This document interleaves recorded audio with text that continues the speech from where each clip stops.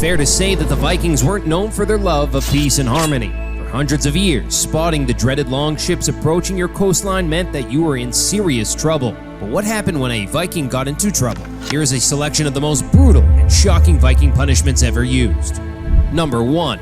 The Blood Eagle. The Blood Eagle is a horrific execution method described in several old Viking stories known as sagas. Stories which detail things such as Viking invasions, the legends of great kings, bloody battles, etc. It seems this punishment was reserved for high-ranking members of society, with all the known cases being performed on royals. The method involved carving an eagle into the victim's back before having it slashed open and the ribs severed all the way down to the base. Then the lungs of the victim would be pulled out of the back while still attached. There have been many interpretations of exactly what the punishment would have looked like, but most assume the lungs were meant to resemble the wings of an eagle and would have therefore been spread out widely. Ouch. Number 2. The Fatal Walk. Another horrific punishment used by the Vikings that may turn your stomach was called the Fatal Walk. In the Fatal Walk, the executioner would slice the prisoner's belly open, and the prisoner would be asked to walk to the spot of his execution with their guts spilling out. Also described in the legendary sagas, the Fatal Walk unfortunately proved that human beings can survive for hours after having their intestines removed. On arriving at the spot of execution, which was commonly a tree, the spilling guts of the prisoner would be pulled out to tie them around the tree.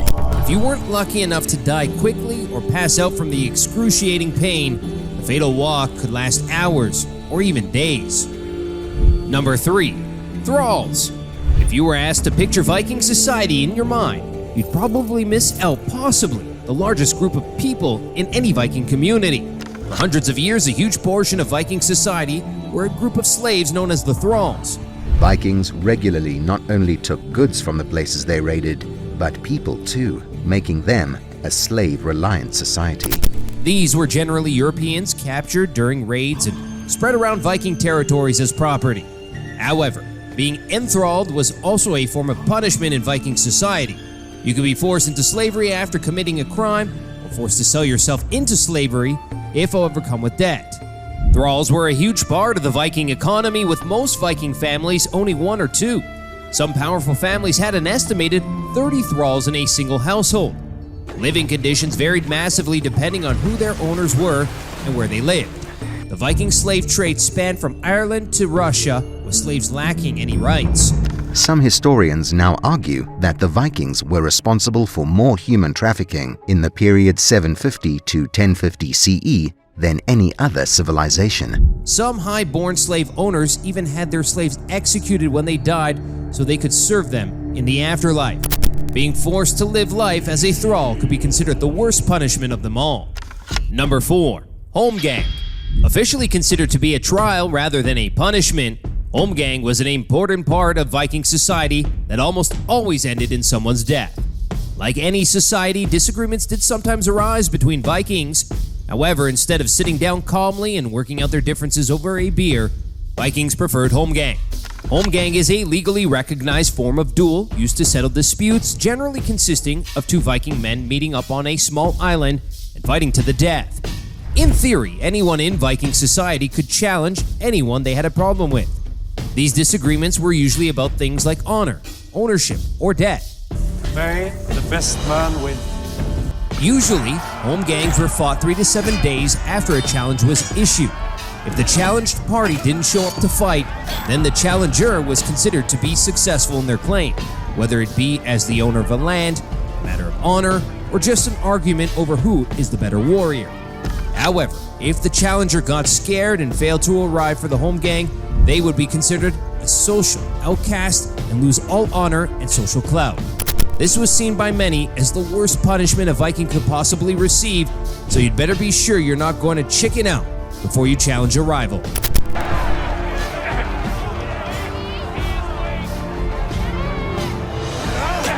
Number 5. Trial by Ordeal. Another trial that you may think more closely resembles a punishment is the trial by ordeal.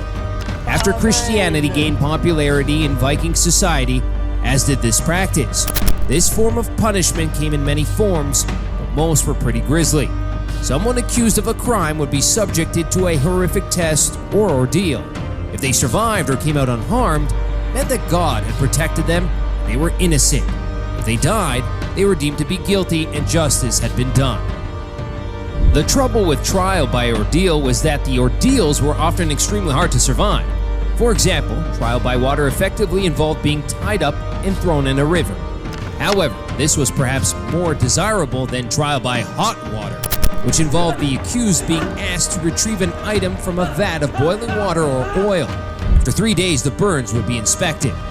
Innocence in this form was determined by a lack of injury, as it was believed that God would have intervened to heal the wound. Other similar trials involve victims walking across hot coals or carrying a red-hot iron for a certain number of steps. As you can imagine, most of the accused burns had not healed after 3 days. Number 6. Hung meat.